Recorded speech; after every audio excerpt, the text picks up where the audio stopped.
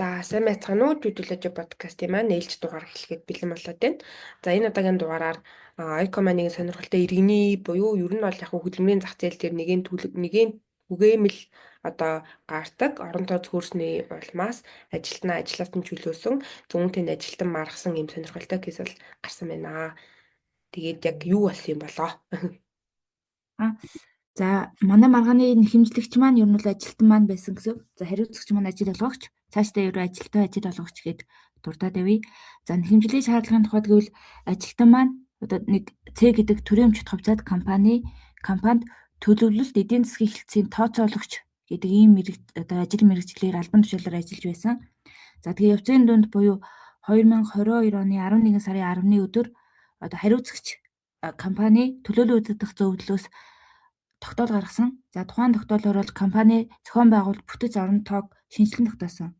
За тэгээд энэхүү бүтэц орон тоо шинжилэн тогтоосон тогтоолтой холбогдуулан гүйцэтгэх захирал маань компани зохион байгуулалтын нэгжүүдийн бүтэц орон тооны дээд хязгаарыг баталсан. За энэ явцад бол одоо нэхэмжлэгчийн маань ажиллаж байсан төлөвлөлт эдийн засгийн хэлтсийн тооцоологч гэдэг ажлын байрны нэршил нь үйлдвэрлэлийн эдийн засагч гэж өөрчлөгдсөн. За тэгээд энэ одоо орон тоон дээр нийт 5 ажилтаа ажиллаж байсныг нь бол 4 болгон цөөрүүлсэн. Ийхүү 4 болгон цөөрүүлэх явцад нэхэмжлэгчийг маань одоо нөгөө хөдөлмөрийн тухай хууль заасан одоо орон тоо цөөрсөн гэдэг үндслээр ажлаас нь ингэж чөлөөлөөд хөдөлмөр эрхлэлтэй харилцааг дуусгар болгосон байгаа. За үүнтэй холбогдуулан манай нэхэмжлэгч маань одоо шүүхэд хандаад төлөлт эдийн засгийн хэлтсийн тооцоологч буюу одоо шинжлэгдсэн нэр нь бол үйлдвэрлэлийн эдийн засагч гэдэг албан тушаалд эргүүлэн тогтоолгох. За өмнө авч ирсэн дундад цалин өсөлтөд тэнцэх хэмжээний олгуур гаргуулах. За тэгээд манай одоо нэхэмжлэгчийг ажлаас халагдсны дараагаар одоо урамшуул олгогдсон юм лээ. Гэхдээ энэ олгогдсон урамшуул нь болохоор нэхэмжлэгчийг ажиллаж байсан хугацаанд хамаарна. Гэхдээ халагдсныхан дараа одоо нэг ажилтнуудаа тараасан гэсэн үг. За тэр урамшууллыг тус гаргуулах. За нийгмийн болон эрүүл мэндийн даатгалыг нөхөн төлөвлөх гэсэн ийм нэхэмжлийн шаардлагыг гаргасан байдаг. За тус маргааны тухайд гэвэл анхан шатны шүүх 2023 оны 12 сар шийдвэрлсэн. Дав заалтчны шүүх болохоор 24 оны 3 сард. За тэгээ улсын дээд шүүхөр болохоор 2024 оны 6 сарын 11-нд эцэслэн шийдвэрлэгдсэн 137 дугаар тогтоол гэж гарсан байдаг. За шүүхийн шийдвэрээ бид нар бас линкээр доор нь холбочноо. За тэгээ энэ одоо ер нь энэ 3 шатны шүүхийн шийдвэрлэгдсэн маргаан маань эцсийн үр дүндээ бол хөдөлмөрийн тухай хуулийн 81-р зүйлийн 80-р зүйлийн 81-ийн нэгдэх заалт 81-ийн нэгдэх одоо заалтыг тайлбарсан байдаг. За 81-ийн нэгдэх заалт нь юу гэсэн байдаг вэ гэхээр хөдөлмөр эрхлэлтэй харилцааг дараах үндслээр ажил олгогчийн санаачлагаар цуцулж болно. За үүнд нь болохоор аж ахуйн нэгж байгууллага, түүний салбар нэгж татан буугдсан, ажлын байр хасагдсан, орон тоо цөөрсөн гэдэг ийм үндслэдэг. За энэхүү нөгөө зохицуултын цаадах үндслийг нь аваад үзвэл ер нь нөгөө практик дээр одоо ажил олгогч зайлшгүй одоо хөдөлмөрийн харилцааг цуцлах юм үндслүүд гарах боломжтой. За энэ нь нөгөө ажилтан одоо сахилгын настай туршид гаргасан гэдэг юм уу ийм үндслүүд байхаас гадна энэ одоо нөгөө орон тоо цөөрсөн за тэгээд ажлын байр хасагдсан гэдэг үндсэл бол ажил олгогчийн хувьд нөгөө ажлын байр хөдөлмөр эрхлэлтэй харилцааг цуцлах тийм хууль ёсны үндслэл болж байдаг. Гэхдээ энэ одоо үндслэлээр орон тоо цөөлж байгаа тохиолдолд одоо цаадах нөгөө үндсэн нөхцөл байдал нь энэхүү хууль зүйн үндслэлтэй яг нийцсэн байх ёстой. За тэгээд нэхэмжлэгч маань одоо энэ өөрөө ажлын байрнаасаа ингэж халагдсан одоо хөдөлмөр эрхлэлтэй харилцаа дуусгуулсантай холбогдуулан шүүхэд ямар тайлбар гаргадаг вэ гэхээр за ерөнхийдөө нэхэмжлэгчдийг ажлаас чөлөөлөх тухай шийдвэр маань бол 2023 онд гарсан байдаг. За тэгэхээр нэхэмжлэгчийн зүгээс энэ одоо шийдвэрийг бол хууль бус гэж үзэж байгаа. За яагаад тэгэхээр тухайн одоо нэхэмжлэгчийн ажиллаж байсан орон тооны хэлцээх нь орон тоо цөөрж исэн. За тэгээ энэ явцад болохоор ажил үргээ хэвийн гүйцэтгэж исэн намайг орон тооны ийм цомгтголд оролцсон нь бол хууль бус, шударга бус, ялгарлан гадуурхсан гэж үзэж байгаа гэж тайлбарладаг. За тэгээд тэр нөгөө урамшуулалттай холбоотой мөнгө нэхэмжилж байгаа. За тэрний ямар учиртай вэ гэхээр компани ажилтнуудад 2022 оны өртөг зарлаас тооцоолон 2023 оны 4 сард одоо өртөгт суурилсан урамшуул олгосон байдаг. За тэгэхээр миний бие бол энэхүү урамшууллыг авах хэрэгтэй байсан боловч халагдсан ажилтнанд олохгүй гэдэг одоо шийдвэрийг маргаан таслах зөвлөлөөс гаргасан гэдэг ийм үндслээр бол урамшууллаа авч чадаагүй, тиймээс авахар шаардж байгаа гэсэн үг. За хариуцагч маань бол ямар тайлбар шүүхэд гаргадаг вэ гэхээр нэхэмжлэгч одоо ажилтны ажиллаж байсан тооцооллын эдийн засагч ажлын байр хасагдсан. Тийм учраас түүнтэй одоо үүсгэсэн байсан хөдөлмөр эрхлэлтэй ярилцааг дуусгар болгосон. За тэгээд хөдөлмөрийн тухай заасны дагуу энэ нөгөө орондоо хасах тухай шийдвэр нь хуулийн дагуу гарсан. За тэгээд энэхүү шийдвэрийг одоо ажилтнанд урьдчилан мэдэгдэх, тушаалыг гардуулах, за ажлаас чөлөөсний дараа тэтгэмж олох зэрэг хуулиар хүлээсэн үүргээ ажил олгогчийн хувьд хугацаанд нь зохисоор биелүүлсэн учраас одоо энэ хэмжлэл бол өөр хууль зүйн үндэслэл гэж тайлбарладаг. За тэгээд урамшуулалттай холбоотойгоор ажил олгогчийн зүгээс за гүйцэтгэх захирлын тэр 2023 онд одоо өртөгч суурилсан менежментийн урамшуул олгох тухай гэдэг журам батлагтаа тэр журмын дагуу урамшуул олгогдсон. За тэр өртөгч суурилсан менежментийн урамшуул олгох журамд ямар зохицуулт байдаг вэ гэхлээр ажил олгогч болон ажилтны санаачлалаар хөдөлмөр эрхлэлтэй харилцаа дуусгар болж ажлаас чөлөөлөгдсөн тохиолдолд урамшуул олохгүй гэж заасан байдаг. Тийм учраас одоо энэ хэмжлэгчийн энэ урамшуул шаардсан одоо шаардлагыг хангах үндэслэгүй гэдэг тайлбарыг гаргасан. За тэгээд анхан шатны шүүхийн тухайд шийдэл нь бол хэмжлийн шаардлагыг бүхэлд нь хангаж шийдвэрлэсэн. За ингэхдээ ямар тайлбар хийдэг вэ гэхлээр за ажил олгогчийн шийдвэр нь бол ямар шалгуур үндслэлээр одоо ажлаас чөлөөлж одоо хэмжлэгчийг энэ цомтголд оруулсан тодорхойгүй байгаа. За тэгээд дээд удирдах албан тушаалтны үзмжээр хэн нэгэн давуу байдал үүсгэж зарим этгээдийг ингэж ажлаас чөлөөсөн нь бол ялгарлан гадуурхсан байна. За тэгээд яг энэ одоо бодит хэргийн хавцас тэрэг давгцсан материал болон энэ тайлбаруудаас үзэхэд одоо нэгжийн удирдлага бол энэ эдгээр хүмүүсийг ажлаас чөлөөлөх нь одоо ингээд зүйтэй. Цаашид энэ хүмүүстэй хамтран ажиллах боломжгүй гэдэг юм тайлбар гаргасан үндслэлээр ер нь бол манай хэмжлэгчийг халсан байдаг. За энэ үндслэл бол өөрөө нөгөө орон тооны цомгтолд оруулах юм хууль ёсны үндслэл биш. За тэгээ хууль ёсны болохыг бол ажил олгогч өөрөө нотолж чадаагүй гэдэг үндслэлээр хэмжлэлийн шаардлагыг бүхэлд нь хангасан. За давзаалдах шатны шүүхийн тухайд гэвэл хэмжлэлийн шаардлагыг бүхэлд нь хэрэгсэхгүй болгосон. Өөрөөр хэлбэл анхан шатны шүүхийн шийдвэрийг хүчингүй болгосон. За ингэхдээ ямар тайлбар өгдөг вэ гэхлээр анхан шатны шүүх бол хэргийн үйл баримт за тэгээд хэрэг давгцсан нотлох баримтыг иргэний хэрэг шүүгдхийн шийдвэрлэх тухай хууль зааснаар одоо бодитоор үнэлж чадаагүй байна. За тэгээд тухайд энэ төвлөлт одоо манай хэмжлэгчийн тэр байсан хэлтсийн нэр нь болохоор төлөвлөлт эдийн засгийн хэлтсэс гэдэг хэлтс байгаа.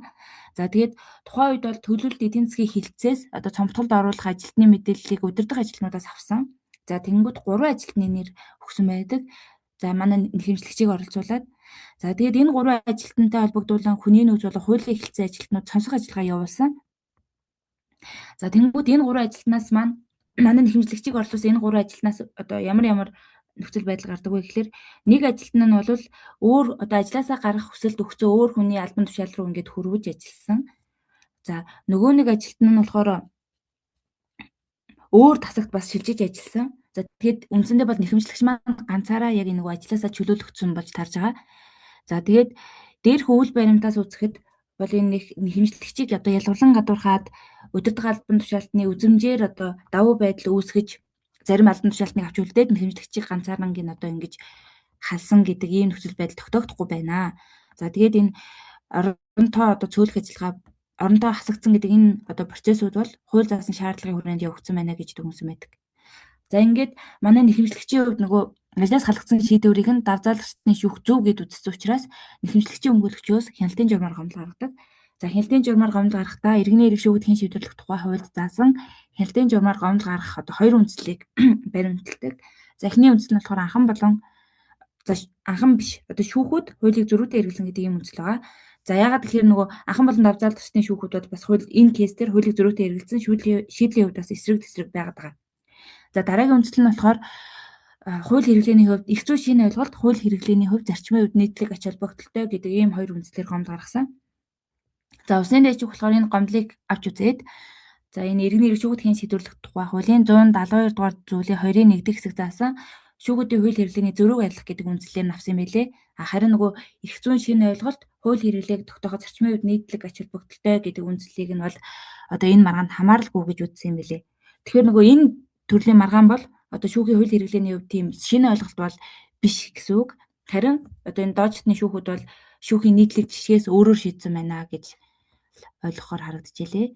За тэгээд усын дэд шүүхийн хувьд бол одоо цогцлтын маргааны зүйл нь юу юм бэ гэдгийг тайлбарснаар хэлж байгаа.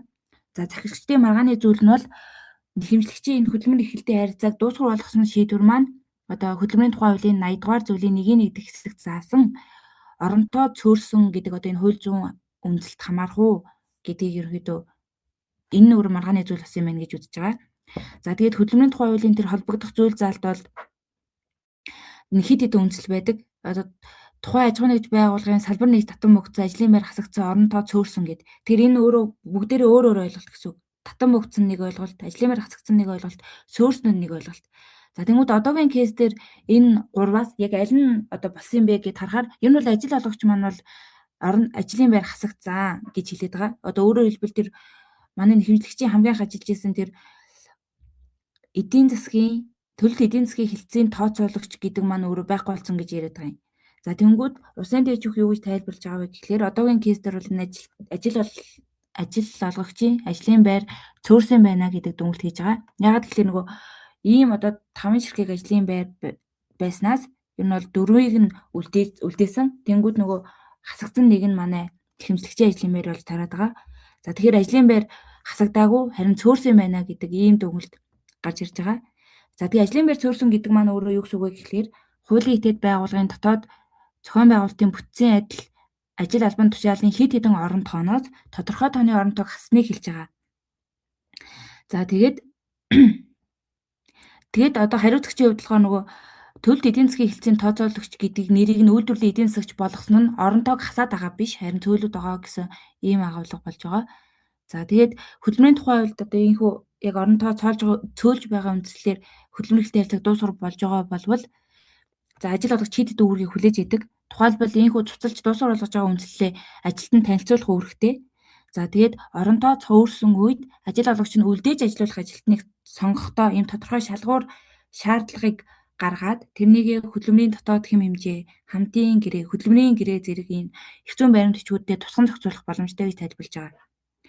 За тэгээ манай тохиолдол яаж байгаа вэ гэхээр манай хариуцагч буюу ажил олгогч маань одоо ийм орон тоог цөөлөх явцад үлдээж ажиллуулах ажилтныг одоо ямар шалгуураар үлдээх вэ гэдгийг тодорхой тусгасан ийм хөдөлмөрийн дотоод хэм хэмжээ байхгүй. За тэгээд ийм зохицуулалт байхгүй хэрнээ ийхүү одоо энэ шийдвэр гаргах явцдаа одоогийн кейс дээр бол удирдах ажилтнуудын саналыг сонсоод одоо нэхэмжлэгчийг ажлаас чөлөөсөн гэдэг тайлбар хэлж байгаа нь бол хөдөлмөр эрхтэй харилцааны суурь зарчмууд нийцэхгүй. За тэгээд ийм үндэслэл бүхий шалтгаан биш байна гэдэг дүгнэлтийг хийж байгаа. За тэгээд өөрөөр хэлбэл одоо яг энэ үйлдвэрлэлийн эдийн засагч гэдэг нийт 5 ажлын байр байгаа. Тэнгүүд тэр дундаас ягаад нэхэмжлэгчийн ажлын байрыг одоо ингэ ажлын байр цөөлөхдөө ягаад нэхэмжлэгчтэй байгаа хөдөлмөрийн гэрээг цуцалсан бэ гэдэг нь бол өөрөө юм үндэслэл бүхий. За тэгээд тодорхой шалгуур суурилсан гэж харагдахгүй байна гэдэг зүйлийг хэлсэн. За тэгээд ер нь бол дээжгүй хамгийн сүүлд хэлсэн нь болохоор цаашдаа одоо ийм шийдвэр өөрөө ямар гарах ёстой вэ гэхээр ажилтнуудын ажлын үр дүн, гүйцэтгэл, ур чадвар, ажлын дадлага, туршлага зэрэг харгалзан үзэж юм ийм шийдвэр гаргавал хууль ёсныг болохоор байгаа гэдэг нь энэ шүүхийн шийдвэрээс харагдаж байгаа. За тэгээд яг нөгөө энэ үндслээр одоо нэхэмжлэгчийн хөдөлмөр эрхтэй харилцааг дуусгар болгосон нь хөдөлмөрийн тухай хуулийн 81-ийн 1 дэх хэсэг заасан ажлын байр цөөрсөн гэдэг энэ хууль зүйн үндэслэлд хамаарахгүй байна гэж үзээд нэхэмжлийн шаардлагыг бүхэлд нь хангаж шийдвэрлсэн байдаг. Энэ гэхдээ найз цөөрсөн, орон тоо цомхотгсон, хасагдсан гэдэг чинь гэхдээ нэг л ойлголт яриад байгаа шүү дээ, тий? Яг нөгөө орондоо хасагдсан нь бол өөр юм лээ.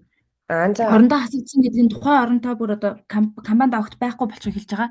Тэгмээд одоогийн тохиолдолд оронтоо яагаад цөөрсөн гэж үзээд байгаа вэ гэхээр үйлдвэрлэлийн одоо 3 байцны 2 болох юм уу? Тий, тэнгуүтээ нэрийг солиод байгаа. Гэтэ тэр сольсон нэрний цаана хийж байгаа ажил нь одоо өөрчлөгдөөгүй байгаа бол энэ оронтоо хасагдсан биш харин цөөрсөн байна гэдэг юм бэл. Тийм ээ. 81-ийн 1 тусдаа бичиж юм шүү дээ. Ажлын байр хасагдсан, орон тоо цөөрсөн. Ажлын байр хасагдсан гэдэг нь тухайн жил бол нэгтлэн бодогч гэдэг ажлын байр бүр байхгүй болохыг хэлэх юм байна, тий? Харин одоо цөөрсөн гэвэл 5 нэгтлэн бодогч байжгаад 4 болох хэлээд байна. Тэгэхээр юу юм бэлээ одоо энэ хасагдсан тийм юу гэж шийдвэр гаргахаар хасагдсан цөөрсөн хоёр ер нь нэлээ ингээд ялгаатай нотлох баримт дээр нь ялгаатай гарч ирэхээр харагдж илээ. Одоо хасагдсан гэдэг тохиолдолд ажил олгогч үнэхээр ажлын байр хасагдсан үндслээр нөгөө хүнтэй хөдөлмөрийн гэрээгээ цуцалж байгаа болвол хасагдсан гэ тэр ажлын байр компанид одоо огт шаардлагагүй болсон тийм функц чиг үүрэг байхгүй болсон гэдгийг нотлох хэрэгтэй юм. За харин цөөрсөн гэдэг бол яг нөгөө тодорхой тоог нь одоо нөгөө эдийн засгийн ч юм ямар нэг шалтгаанаар ингээд тоог нь цөөлж байгаа л гэсэн. Тэгэхээр нөгөө шүүх дээр гарах тайлбар нотлох баримт нь өөр болох юм байна гэж харагдаж илээ. Тийм бах. Хасагдсан бол гэхдээ жишээлбэл арай үндэслэл бүхий бас байх хэрэгтэй. Жишээл ийм ажлын байр яагаад хэрэггүй вэ хэрэггүй болчихвоо гэдэг дээрээ те гаднаас зөвлөг үйлчлэг авах гээд байгаа юм уу яах гээд байгаа юм гэдэг ч юм уу. тий. Хөдөлмөрийн хуулиар бол тэгээ хасагдсан ажлын байр хасагдсанс бол орондоо цөөрсөн тохиолдолд уул нэн тэргуунд бол тухайн ажилтныг бол одоо өөр ажил чанарын ч юм өөр ажлын байранд уул нь одоо санал болгох тэрийг айлуулга авч үлдэхээр хичээх ёстой юм байна шүү дээ. Тий. За Тэгээ тэрийг бас бичлэх сонирхолтой байна. үүрэгтэй тийм хүчин чармайлт гаргаснаа. Аа. Хөдөлмөрийн хуулийг харахаар гэтээ ер нь бол нэг ажил олгогчид үүрэг болгохтон кейсүүд амар их байдаг. Тэ одоо тохиолдлууд угаас нөгөө бүх дийлэх эрсдлийг дандаа ажил олгогчид өгсөн гэх юм уу? Одоо нотлох, ингэх, тэгэх гэл ер нь нэлээд олон тийм одоо эрсдэл гэх юм уу та. Нотлох үүрэг мөрөг Харин тий. үндслүүдээ. Тэгэхээр нөгөө ажил олгогчийн гаргаж байгаа шийдвэрүүд ер нь нөгөө нарийн ажилбарын дагуу яг явагдчихэж яг нөгөө шүүхтэр очиод хууль Өөрийгөө ёсны байна. хамгаалж чадхаар тийм одоо Тий. хуулийн дагуу процесс нь явагдсан байх хэрэгтэй болж байгаа шүү дээ. За сонирхолтой Тий. кейс байна. Баярлалаа. За тэгээд энэ удаагийн дугаараа ингэж өндөрлөе. Тэгээд дараагийн дугаараар уулзцгаая. За баяр таа.